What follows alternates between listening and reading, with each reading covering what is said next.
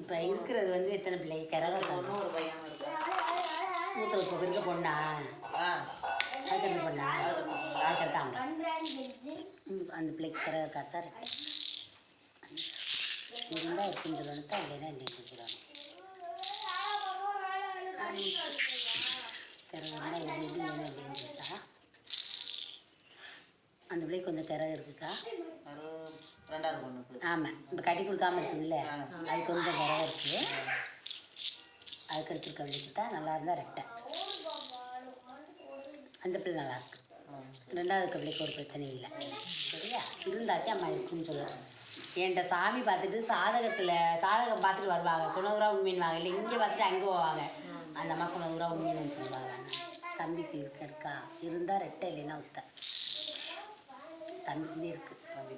அது கரெக்டாக ரெண்டு நாளே வந்துருக்கு சரியா. நடுப்பிள்ளைக்கு ஒன்றும் இல்லை இங்கே இருந்துட்டே வந்தது மாதிரி சரி. நம்மளுக்கு நல்லாவா கொடுக்குறீங்க முடிவாக ரெட்டை வந்து 9 கொஞ்சம் பிரச்சனை சரி இருக்கா. சரி அம்மா நல்லா கொடுப்பா இருக்கா.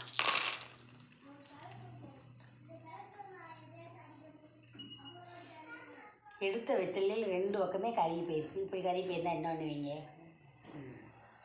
சரி காய் மாங்காய்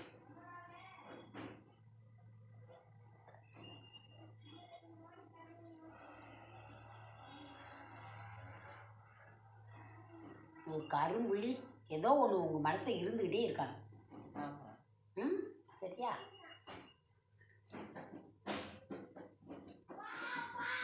வாழ்க்கையில் நிம்மதியாக சந்தோஷமாக இருக்கணும் அப்படின்னு நீங்கள் நினைக்கிறப்ப ஒடுங்கிக்கிட்டே போகுது வாழ்க்கை. கொஞ்சமாச்சும் ஒரு படி நம்ம நல்லா இருக்கணும் அப்படின்னா அது முடியவே முடியல. அவங்க குடும்பத்தினால முடியலை. கண்ணீருக்கு பஞ்சமே இல்லை. அதையே தான் சரி 6 பார்த்தான்னு பார்ப்போம். கண்பார் வைக்கலாம் பஞ்சமே இல்லை இருக்காங்க.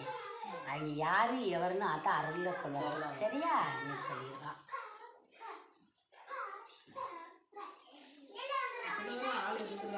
ஒரு வருஷமா படாத பாடு சரி பிடிச்ச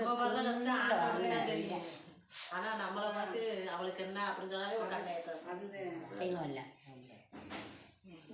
ஏன் வரல அதே வெத்தலைக்கு வரலைனாவே இங்கே திருநூறுக்கு நிற்க மாட்டாங்க. எனக்கு அது எல்லாமே தெரியும். இப்படி திருநூறு நின்றா உடஞ்சி இப்படி நின்றா அப்போ தெய்வம் இப்படி உங்களை வந்து சந்தோஷமாக வச்சுருக்கோம்.